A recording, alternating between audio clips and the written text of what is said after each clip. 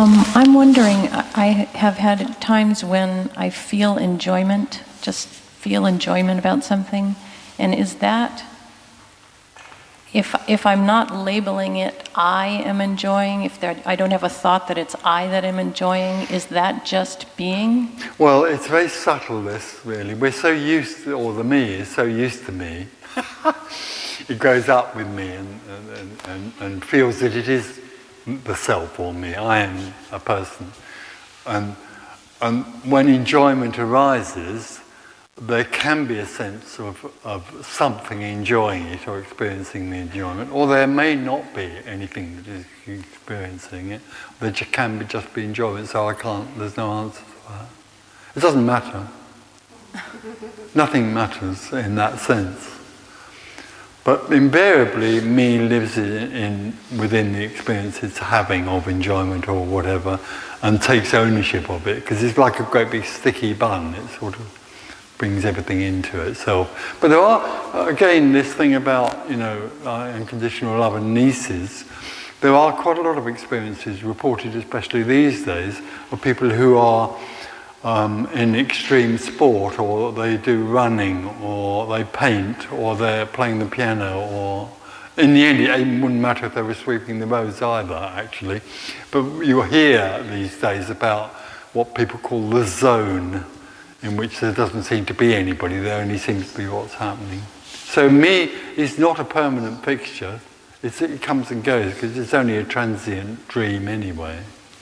And yes, there can just be enjoyment, or there can be me enjoying. So I think I hear what you're saying is, I don't have to be labeling it that I am enjoying it for me to still be present. You don't have to do anything. It's far worse than that. There's no you to do anything anyway. So the idea that you can get this right or wrong is a product of the mind. What that's doing right now is absolutely perfect. And what it's doing now is absolutely perfect. You know what I mean? It's like, it couldn't be any other way. Yes, and I'm just trying to understand, to see if I can recognize when me is not there, when you say it's transient. No, you won't, because there won't be anybody there to recognize it. Okay. Yeah, there couldn't be. Okay.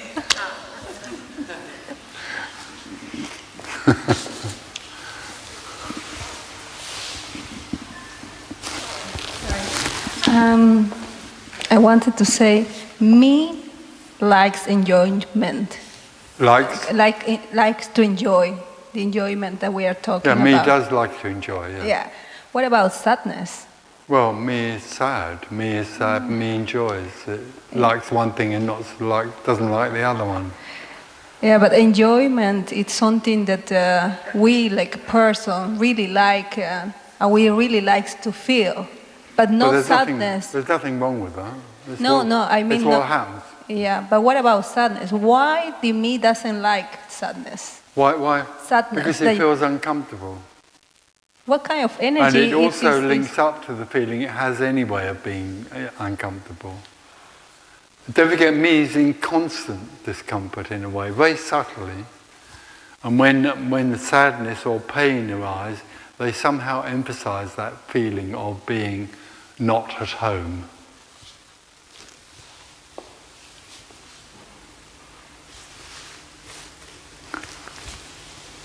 I don't understand quite really good the difference between these feelings and why we as person doesn't like these kind of feelings and doesn't like the another feel. It's very simple, because it's uncomfortable. But why we feel uncomfortable with that feeling? Because you are aware of discomfort.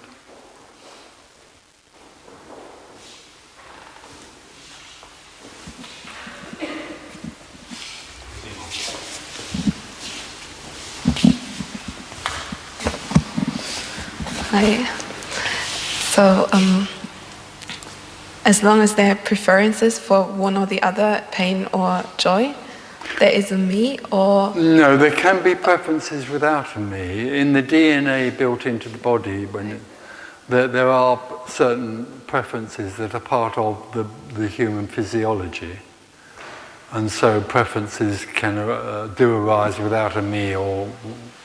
Yeah, I do understand that preferences like rather tea than coffee. I do understand that that is directly connected to the body or to the DNA, but how about preferences?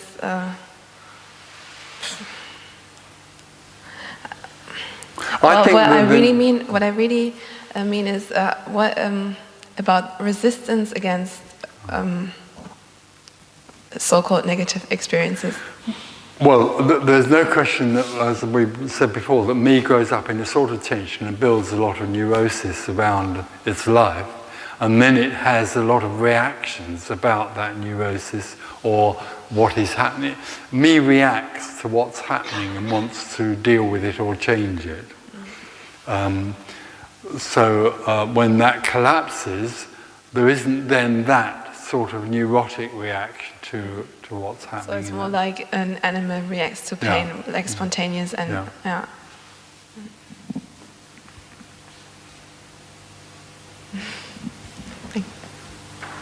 That's why there is therapy. You know, therapy is an up-to-date construct, very intelligent way of helping me make its story more comfortable.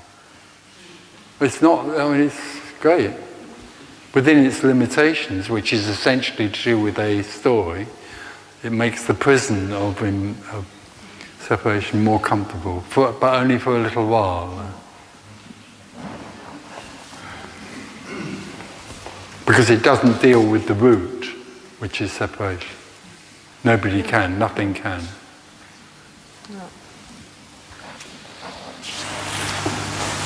Then how can there be appearances without consciousness, without awareness, very without easily. perceiving? Very easily. Everything that happens is totally without consciousness or awareness. The consciousness and awareness only arise in the dream for the dreamer. They're completely and utterly useless. They're part of the way in which me keeps separate through consciousness knowing or awareness, which is knowing. The naturality functions absolutely beautifully without having to know it is. It's only the me desperately wants to hold on to its knowing because it's a way to protect it. The me grows up and is taught to know. There's nothing wrong with knowing or curiosity or knowledge, but also what comes along with it is the idea that you can know more and more about yourself and your life and other people in it, so that you can protect yourself from them or do deals with them or get something from them. Because don't forget, me lives in constant need. So there's a part of that collection of knowledge, apart from obviously knowledge about how the world works, which is to do with keeping me fed and safe. So awareness or consciousness is simply an instrument that me uses to keep itself going. If conscious awareness feeds me. When me collapses, so does consciousness and awareness collapse with it. But what I don't understand is that you say, well, this is everything that there is, and then you say, well, there are bodies, there's a room, or there's energy that takes that form. But nothing knows that. This isn't coming from anything known, it's just nothing. It's no thing describing how it appears. All this is here is no thing describing how it appears. And absolutely, and if we call that appears without any need for knowing it. If we call that no thing awareness or consciousness? No, not at all. No, not at all. No. No thing is no thing. Awareness is something that requires something else for it to be aware of. That's dualism. No thing is no thing. Out of no thing comes everything, which is wholeness, energy. Within wholeness can arise something which feels that it is separate, and it knows it's separate. It's called self-consciousness. Have you heard of that? Yeah, that is knowing that I am here. I know I exist. I'm real. I know it's a dream. And it then extends that dream into everything. And it goes around saying to other people, all there is consciousness, which is in a way saying, all there is me. Yeah. Self-inquiry, which leads to that conclusion, is the most wonderful self-centeredness there is. Self-inquiry is pure self-indulgence. It's about the glorification of me.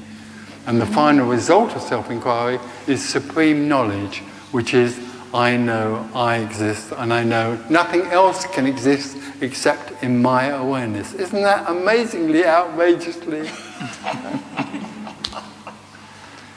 Well, you're talking from the absolute point of view? I'm not talking from the absolute. There is only the absolute. Which takes the form of? This is the absolute. Yeah. Absolute wall, absolute microphone, absolute. The great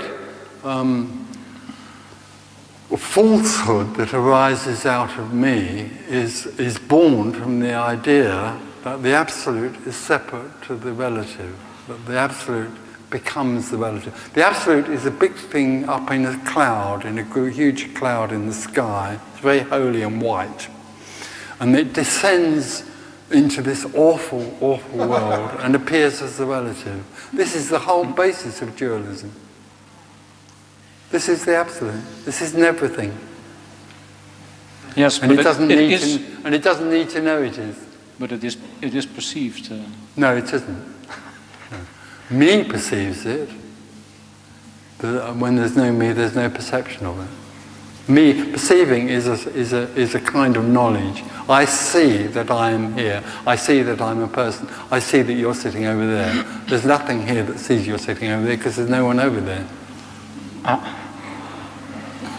But if I ask a question, an answer is coming out of... But it comes out of nothing, not out of any knowing. No, I understand, but still, there is something happening, and for something happening, there should be consciousness. There's only apparently something happening. Okay. Then there should be apparent consciousness. This is no thing happening. Oh, there is apparent consciousness. No, hold on. I'm not denying that there's consciousness or knowledge. Of course, it appears in the dream of the seeker. So it's like everything else, it is apparent. It's real and it's unreal. But the dilemma for the seeker, the me, is that it thinks it's only real. I can't understand that. No, neither can I. It can't be understood. No, but this can't be understood. It's not difficult, it's impossible. I know. Okay. Will you... Oh, go on. Are you acquainted with the word cloud saying?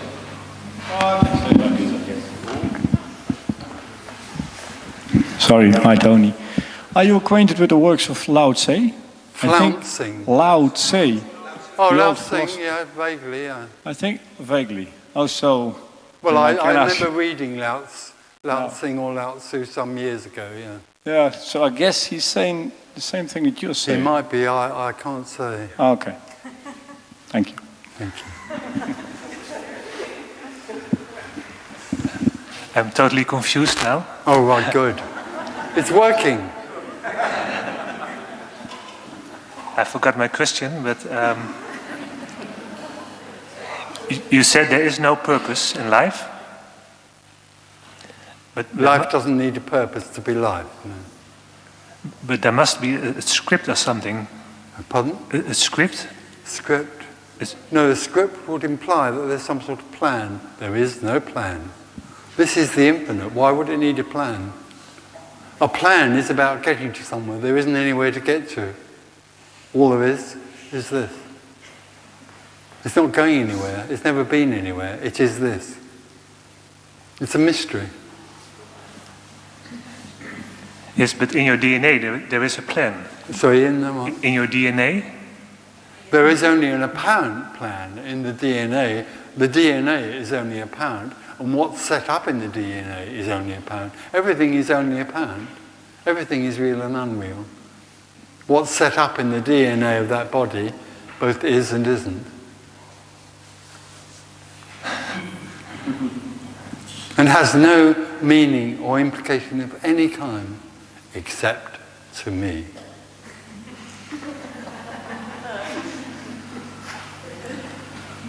The agony of me is that it thinks it lives in a plan. Yeah. There isn't one.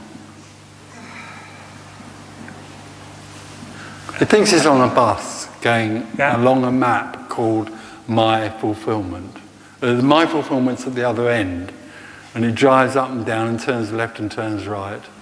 And then it goes to a teacher who's also on the same dream bus and says to it, look, I can't go faster. Could I go faster? And can you give me a better direction? So the dream teacher helps or apparently seems to help the driver by giving him directions and also retuning the engine so that it only works on organic or vegetarian petrol. And all that goes on, but actually the bus, there is no plan, and the bus is going around in a circle called getting nowhere.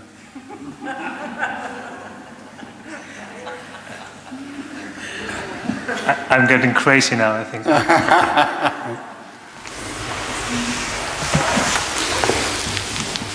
Hello.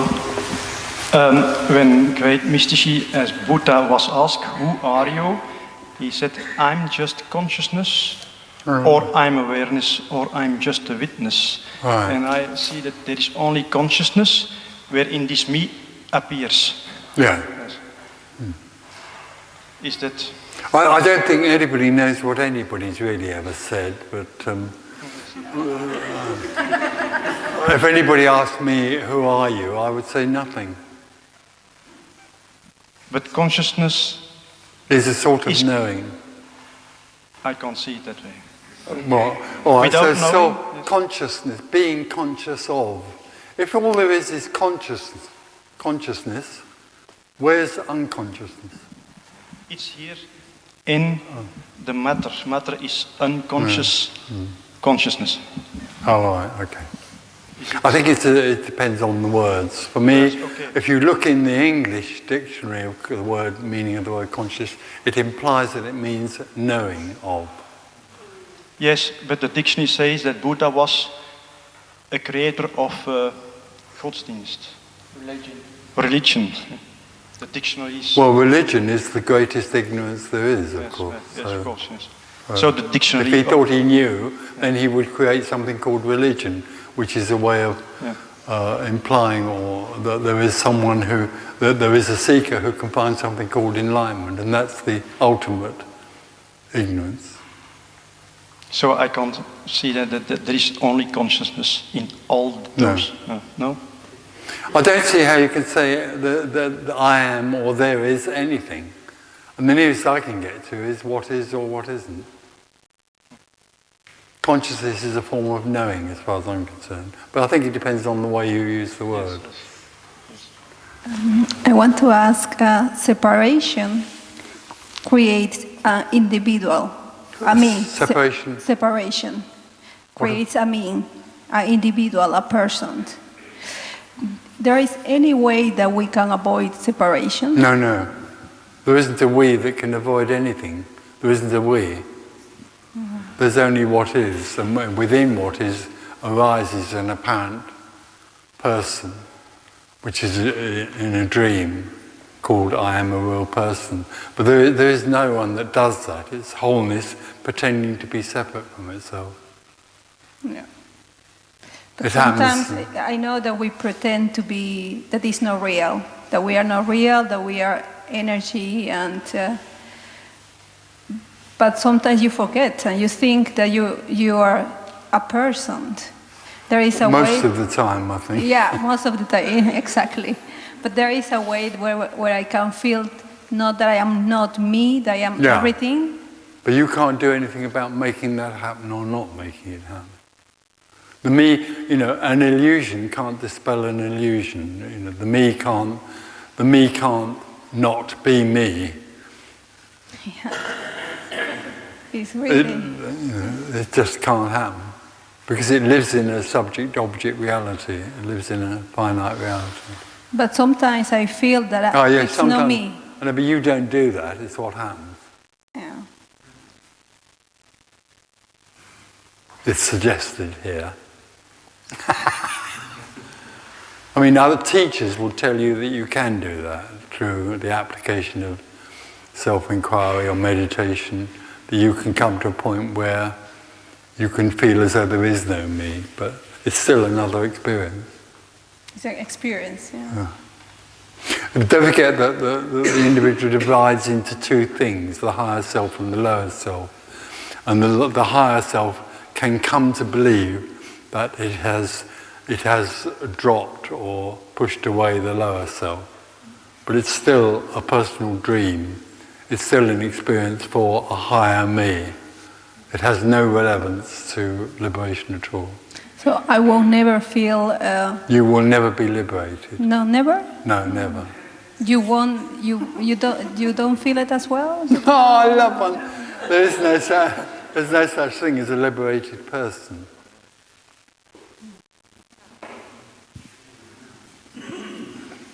No? Tony, the earlier me in you has collapsed. There was no me at all. Is there still a witnessing? No. Witnessing is what me does. Or me can experience the sense of a witness, which is apart from me. That's it. It's still a dualistic aspect of the experience of me. It's so difficult to... I know, because let's be clear, me has a tremendous investment in what's called traditional teachings. So it holds in great reverence the idea of a witness or awareness or meditation. It holds those things as absolutely true because it's living in a subject-object world, and it gives tremendous power to what it thinks is wisdom. Mm-hmm. And there are a lot of traditional teachings which come out of the dream of me, but which are revered by me as being absolutely true. This message here is not at all true. This has no truth at all of any kind or value. Mm-hmm. But the me thinks that traditional teaching has a value or a truth. Therefore, witnessing and awareness are holy cows. Do you know that expression? Yeah, I know the word. So when it's being suggested that they are no more than another way in which the dream is maintained, then that's sacrilege. What? Sacrilege. It's not acceptable to me. Okay, thank you.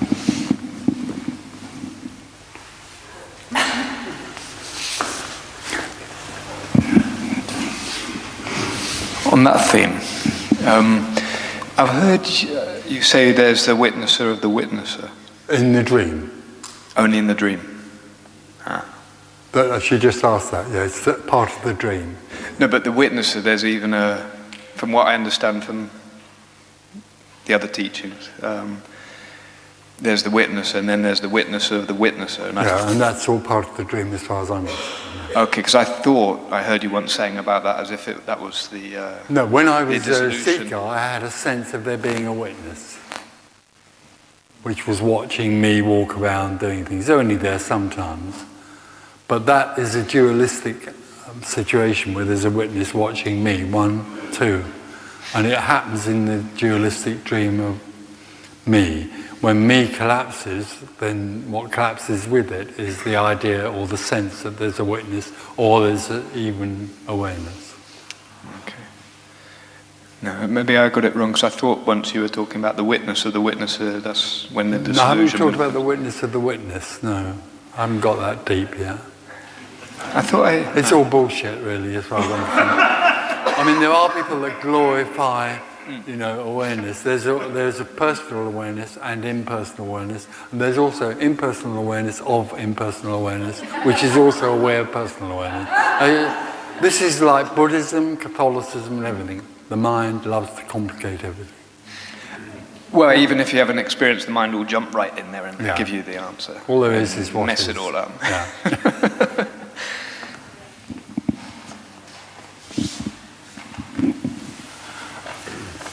I heard you you're talking before about a difference between clarity and freedom.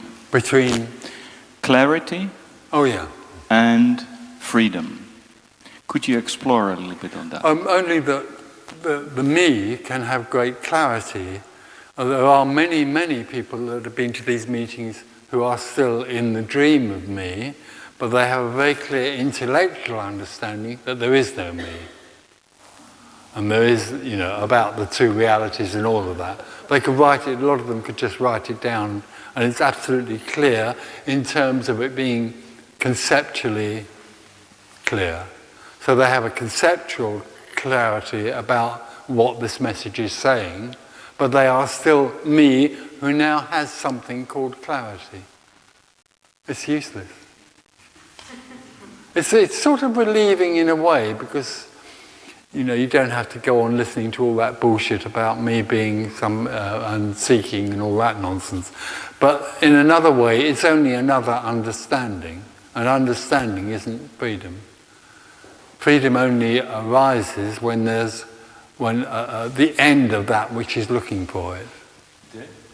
Well, freedom only arises when that which is looking for it is no more.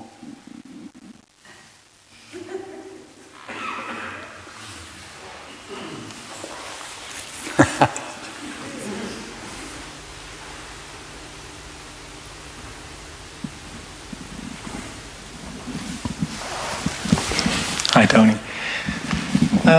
The one... So I think it's working. It's okay, right? Oh yeah, it is. The one they call Tony can still see and hear in a not existing world. Isn't that so? No, there's no Tony and there's nothing that sees. But the one they called Tony... The one who's there? For the me might think there's a Tony here that can see, yeah. But there's still a me here that sees things, yeah. Yeah. That's an illusion. There's nothing here. Isn't it the only thing that the one they call Tony knows that it is an illusion? I don't know what you mean by the one they call Tony. There is no Tony. No, before you came to the understanding that you... When Tony Parsons was a seeker? Yeah. Yeah, that's what Then Tony Parsons thought he could see things. Yeah. So what? So, isn't the difference between then, and I know you're going to say there's no then, but isn't the difference that you just don't personify, or how do you say that? That you know that it isn't you? That's sweet. No, the difference is that there was apparently a Tony Parsons and now there isn't. But there's nothing left that knows or doesn't know anything. It's just life. All that's left is life.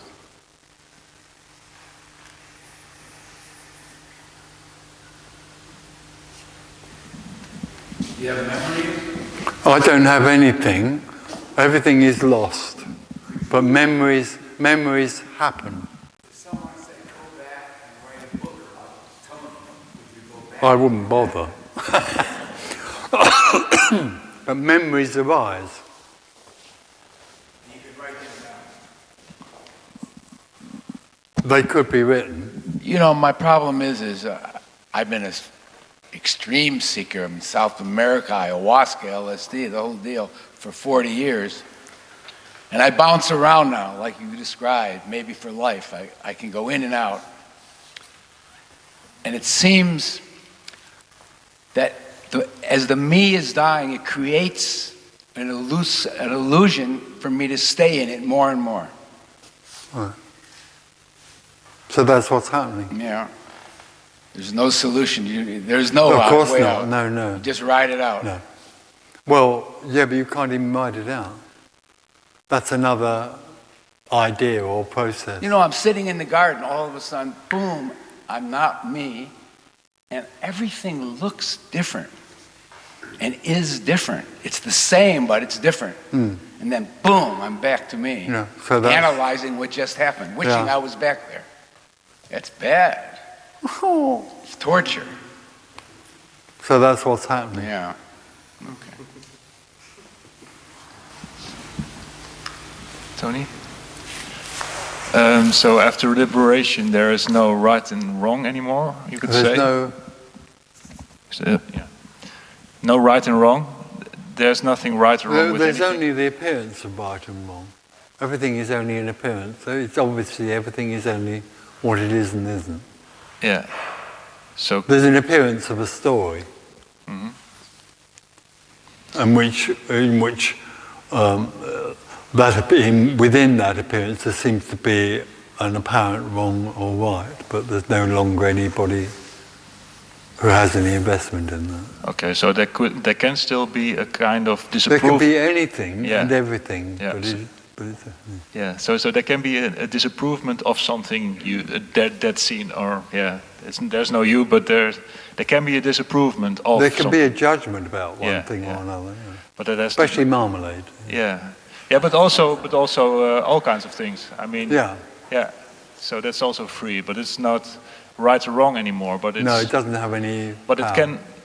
it can even have the energy of anger or. Oh, yeah. Yeah. So, but it's not disapproving. It's.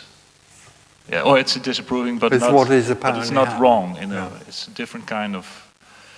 Because for the me, it's when it disapproves, it's wrong. It can be. Can be wrong. Yeah. Yeah. Okay. Thank you. Yeah. I want to know what about compassion? Is there more compassion or pity? No, there isn't more compassion. There just is compassion. There is just compassion. Well, no, there never was compassion in me. Me is not compassionate. Me is complicit.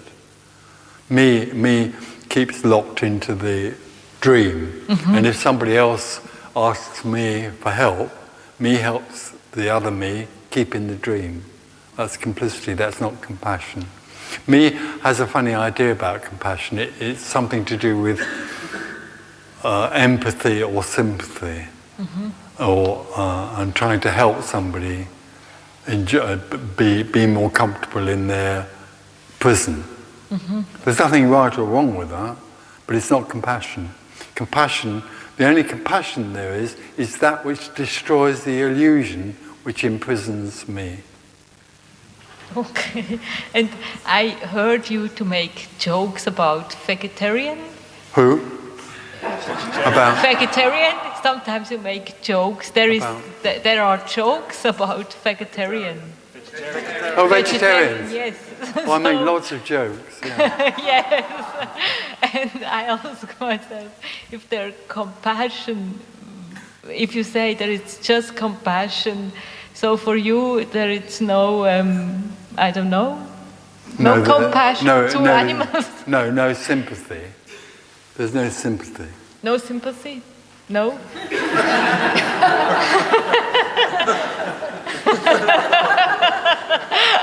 It's hard for me to follow that. Yeah.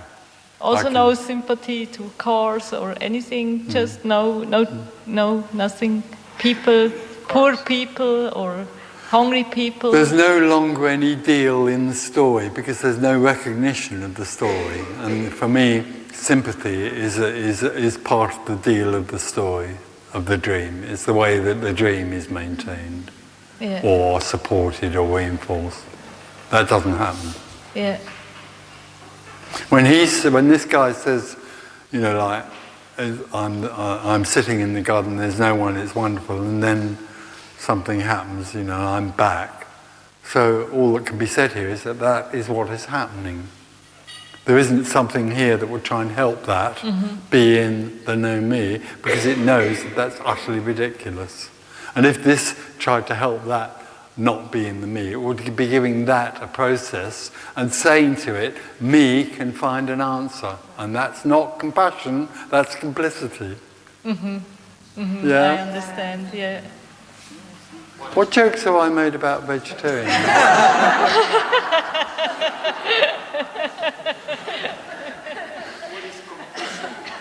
Compassion? Complicity is another word for reinforcing or joining in the game of being separate. It's reinforcing separation. Complicity is a word which... Yeah.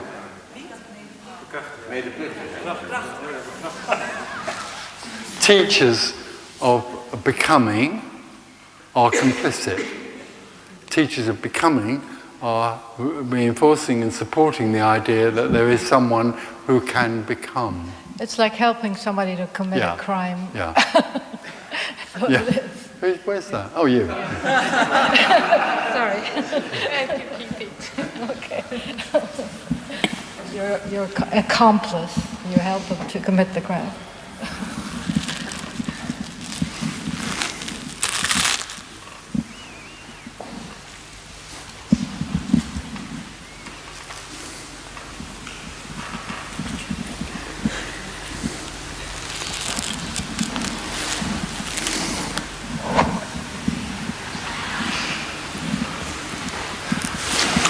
So Barry Long and Andrew Cohen and Gangaji, they were in a taxi. And they were going to a conference, you know, in Peru. And they were driving along the side of a cliff, and suddenly the taxi fell off the cliff and went down the side of the mountain, and everyone was killed. Everybody died. But because it was Gangaji, Andrew Cohen and Barry Long, of course they all went straight to heaven. So when they got there, God was there, and he said to Barry Long, "Oh, Barry Long, you know, I'm glad you're here at last.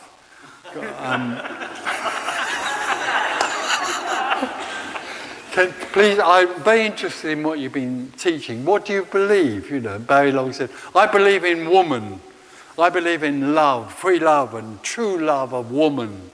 And man can melt into the womanly energy." And God said, "That's wonderful, that's just lovely. Now, you come and sit next to me here, you know." And then he said to Gangaji, Gangaji, it's lovely what you said. What do you believe? What's your belief? And Gangaji said, "I believe that love is a flowing river. And sometimes we hit the side of the river, and then we float back into the middle, and then finally we come out in the great ocean of love." And God said, "That's beautiful, that's really lovely. You come and sit on that side." And then he looked at Andrew Cohen and he said, Andrew, I've heard about you. Please tell me what you believe." And Andrew looked at God and he said, "I think you're sitting on my seat."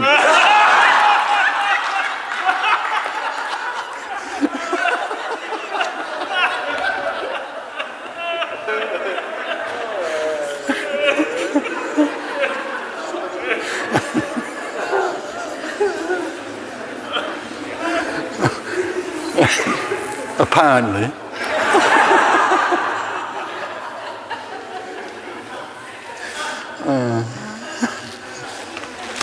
Is that one tape? Yeah, that one's tape. You can.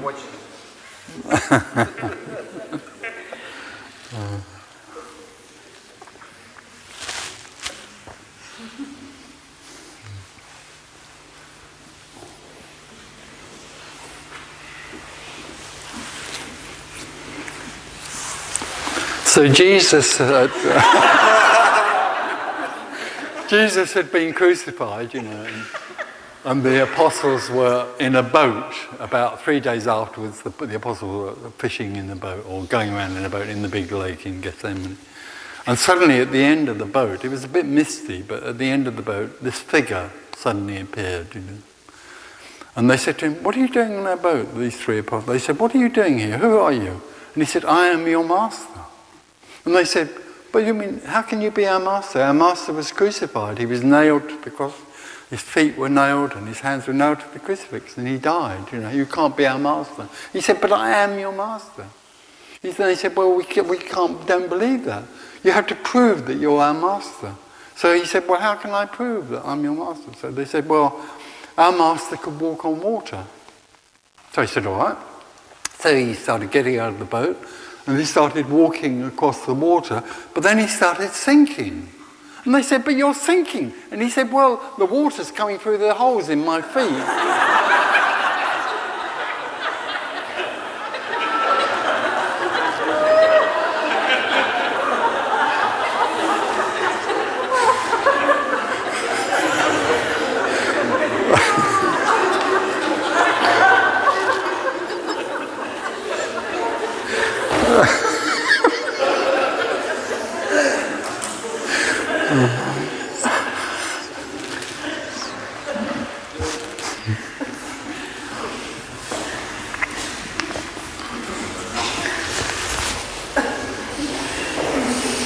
apparently.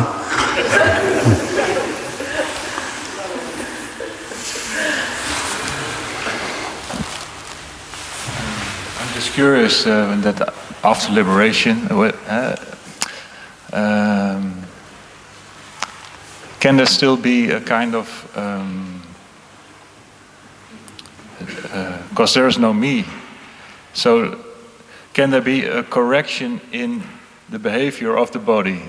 No. No, I would Well, say there so. isn't any. Well, there can be. The body can correct itself, but there isn't anything that. There's nothing managing anything, or no, of course not. There's nothing managing anything. No. There never was. Yeah, okay, of course, yeah.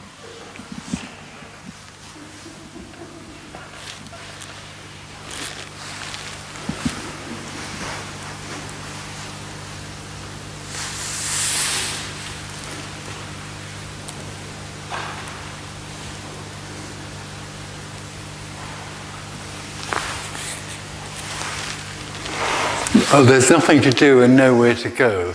There is simply what is, and it doesn't matter what you do. All that's happening is what is and what isn't. So, seeking feeling separate is what is. Feeling that there's a me is what is. Trying not to be a me is what is. Trying to seek an answer is what is. Sitting on a seat is what is. Drinking tea, walking down the road. There isn't anything that isn't what is. You can't escape what you long for. You can't escape unconditional love. Unconditional love is what is, and that's all there is. Thank you very much.